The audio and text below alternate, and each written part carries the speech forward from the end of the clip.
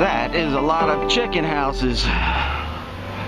So, yeah, this company builds basically the grading and the pads and all that for all these chicken houses. Pretty big operation. We got to install modem on that upgrade 4G modem for that Cat 336 right there. And then we have, I believe it's that Komatsu. We're gonna put a modem on it so that they can eyesight and yeah. Who's this?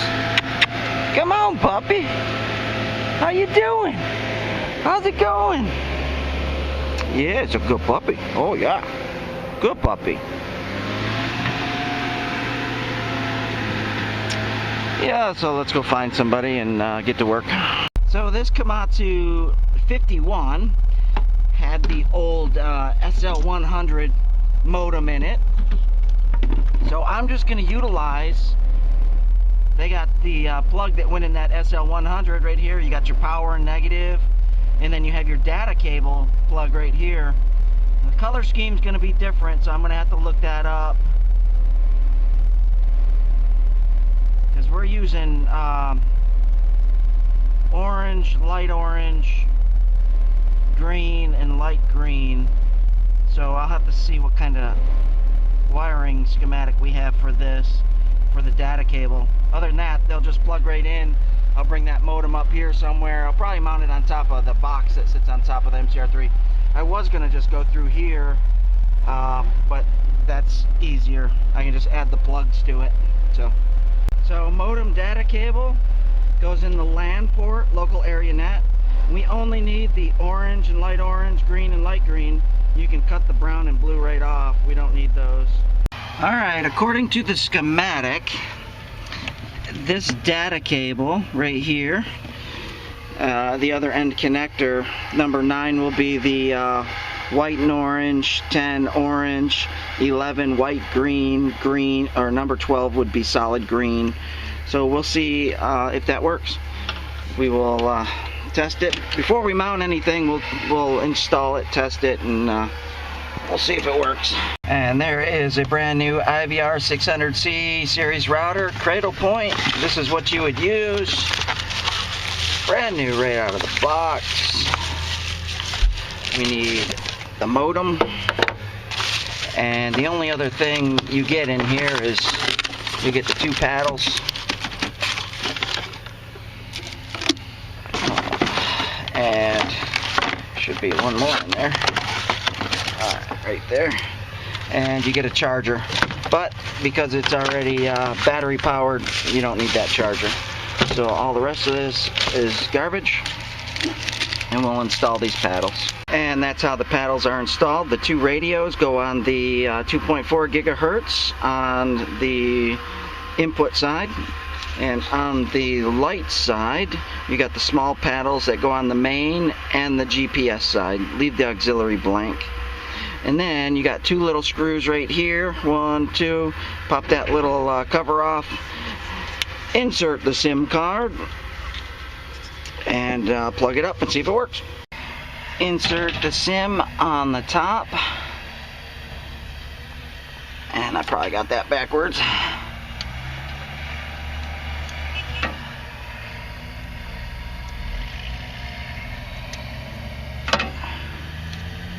Yep, I had it backwards. There we go. SIM card's in. Don't lose those 2 little screws for that cover. This will not work without that cover on there. So insert cover and put cover back on, insert 2 screws and connect it, and we'll see if it starts. Data in the LAN port, LAN, local area net, and power in the power port, and just turn the system on. This one was already set up for modem, so it has everything it needs already in the system. But if you're setting up for the very first time, you're going to have to load modem program 119 or whatever. This is a GX60, so it's going to be a little different. Each display is a little different as far as the program you got to load for running modem. But this one already has it on there. You'll see at the bottom there'll be a little black and blue ball If you watch my videos in the past, you've seen this. And if it comes up, let's make sure we got data. That means we have power. Excellent. So we wired it up correctly. Where is the little ball? I'm not sure about GX60s, but it should have the little black and blue marble down there, if I remember correctly. Because I mean, how else do you check? You know. So I might have to drop the program back in this.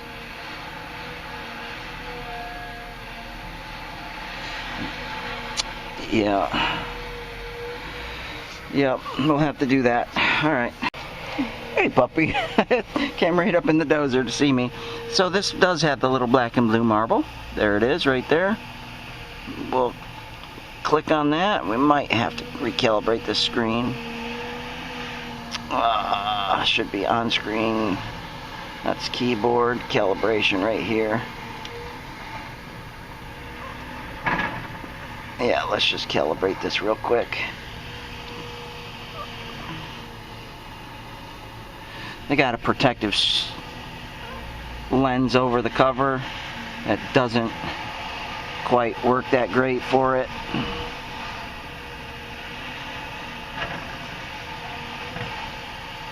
Oh, come on. There it is, right there. Status disconnected. So let's click connect and see what happens. We got data and power.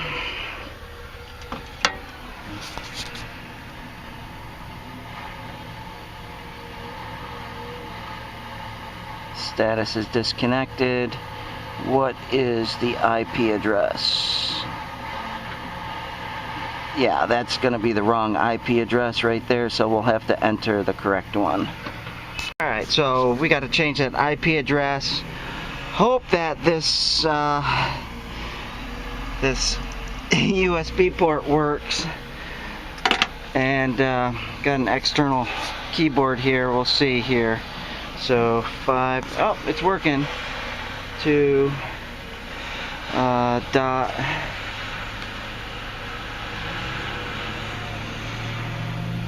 2 dot 51 dot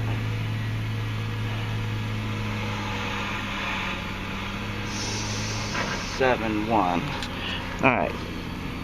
52.2.51.71. Well, it doesn't look like the dots are actually showing up in there. Weird. We'll try it. Okay. What's it look like now? Yeah, alright, so we'll actually delete that one. Alright, so, and we'll just hit OK. That's the IP address.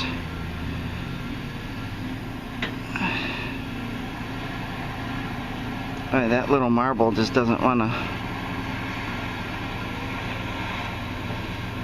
to work. There it is. Alright, so status is connected already. So that's good, and we don't have to change the name. Everything stays the same.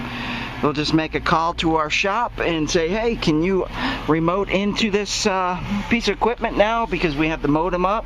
Should be able to remote in. So we'll contact them and see. A little bit of Velcro. This stuff works out so much better when it's cold. When it's hot, you can't even get these little strips off. It's just like melted to it. And I'm just going to put it right there. I've already cleaned that surface off. We'll actually move it forward as much as we can. Right there. Press and seal. Get it working in there. Alright, and that'll be plenty to keep that in place. And now we just need to bring these cables down, zip tie them, clean them up, put them down there, get them out of the way. Done. And that's it. One new cradle point modem installed, SL100 isolated, and we are connected. And my shop on the other side can remote in, so we're good. Now they just they want me to show them how to basically operate this machine in, where is there it is, isolate the model and just do a slope. So they need to put slopes in between each of these chicken coops, and so after I'm done installing, I gotta install a modem on that excavator. After I'm done installing that, I'll show them how to do the slope, how to operate.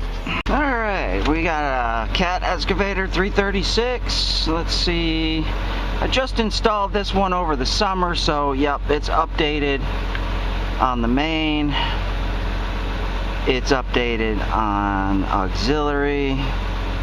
Now let's just double check. We can update the 3DMC because there is a newer one out, so we'll do that. And I just checked horizontal and vertical, and there's a difference of 1/100ths. So they were saying it didn't match, but you know what a lot of people do? They make the mistake of doing this. Actually, they don't even go to the tools position check screen. They don't do that. They will check it right here. You see that? They'll put the elevation right there, and then they'll check vertical and horizontal, and that's constantly moving, so it's always going to be different. What you have to do is go to position check, pick a side. If you choose the middle, it's taking an average of the right and the left, so it's always going to be weird also. So choose a side, left or right, and measure, and then get your blade up. See if I can do this two hands or one hand. Set it back in that same spot. Remember that the thickness of that pad, we're measuring to the center, or the thickness of that tooth, we're measuring to the center of it. So just come up just a tad. That's 85303, and then give it another measure. 89507. So if I bump it down just a touch more, it'll be exactly there. So, and you're talking a difference of 100ths right here. So good. All right, so we gotta put in a upgrade for modem on this machine. It has the MCI4. There it is. We'll take it apart. We'll do the 4G modem upgrade for it, which means we have to shut down this system. And might as well turn the machine off as well while we're working. And pretty much all you need is a screwdriver for this job. Of course you need the new modem, which is $367, and a SIM card. So that's what you need to do this job. So we'll take that apart now. Just remember where you took these cables off of, and we'll open it up and change the modem out. Right now it's got a 3G modem. We're putting 4G in them, making them a little bit quicker. Alright, if you watched my videos before, you've seen this. Real simple. Take this cover off, get inside, there's a circuit board, 4 screws, pop that up. There's 3 antenna cables, be careful of those. Modem is on the back side, and I'll show you as we get there. Cover off, knock those 4 screws out, pull it forward just a little bit to release off of that. Be careful, there are antenna cables on the bottom. It's this modem right here that we need to change. So we'll pop that little antenna off, and we should be able to leave those other 2 on. 2 screws, pull it off, replace it. And the SIM card is right here, so we'll actually pop that out because we're going to put a new one in there. And once you got the new modem in, just J1 is the antenna port, so don't forget that. Don't forget to insert your new SIM card. Alright, once the modem's installed, turn the system on, make sure it comes on, because remember, you pull that circuit board out, make sure that circuit board is back in. If it is incorrectly, everything should turn on. So as long as you didn't damage anything, as long as you connected up the antenna cables correctly, all that stuff. So yeah. And oh, where's my pen?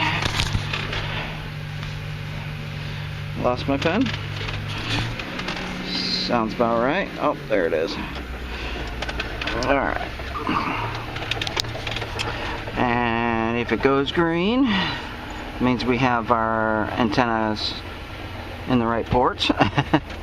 So radio's good. Working on GPS now.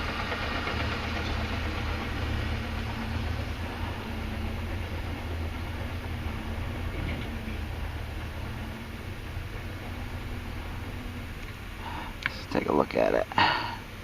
Alright, it's reading. It's slow. That's reading. Okay. So the main is a little slow. Alright, so what we'll do is just do a restart on it. See if that main doesn't come in.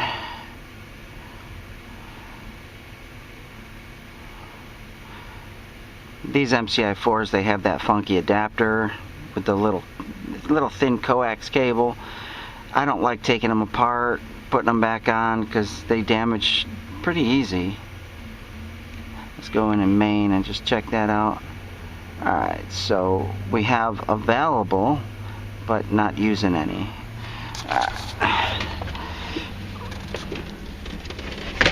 Let's just double check that main right there.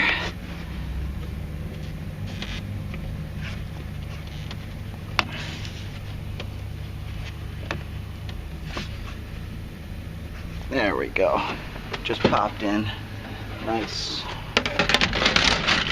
Alright. Alright. Wow, from 11 to 7. Alright, we should be green now. And green. Alright, so there's one more thing we have to do. Exit. Go to the little marble. See, it's disconnected. So we have to change. We have to go to MCX config. Go to cellular.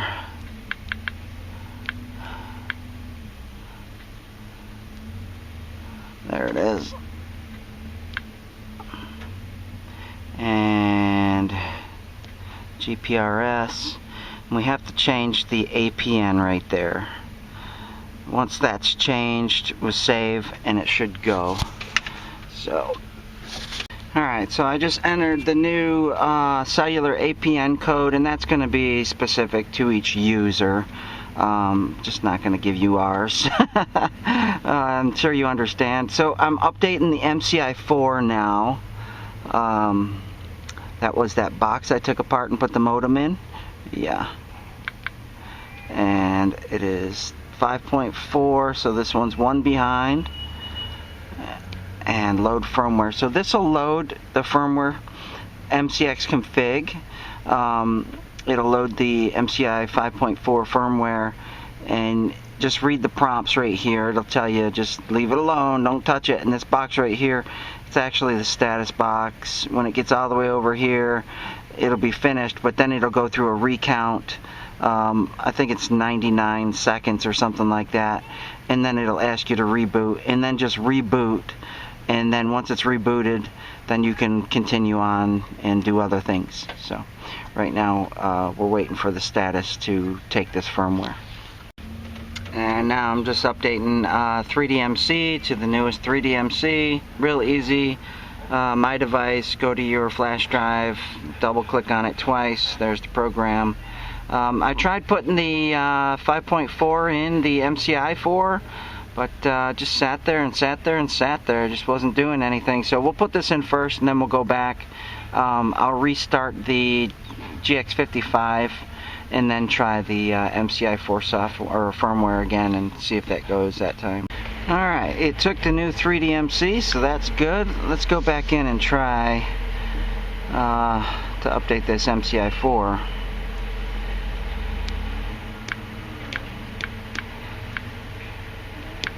Alright, go all the way down to firmware, open up firmware, choose file, go to your folder over here, look for your flash drive, there it is, select that file, OK, make sure it's right there.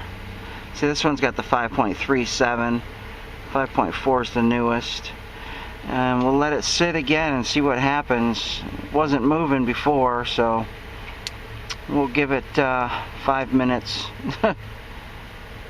Alright, there we go. Good grief. And you'll see a little pink banner at the top. It's just reminding you to reboot.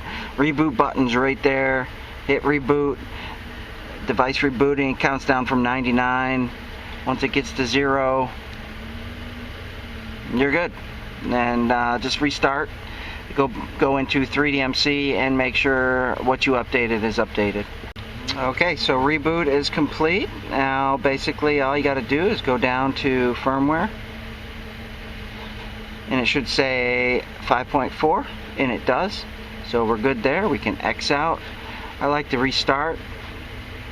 Just power down and then restart. Why? Because we loaded new 3DMC and it's not going to show up until you restart. So let this go all the way through and actually auto start 3DMC, and then you can go into device and about and make sure that 3DMC is updated.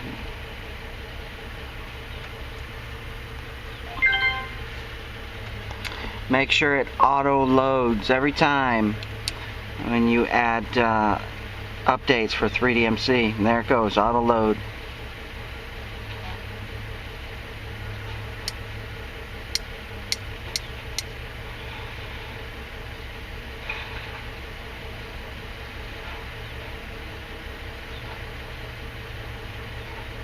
Alright, go to view, about, there it is, brand new, updated, and that's it. Everything else is updated. This machine can go back to work.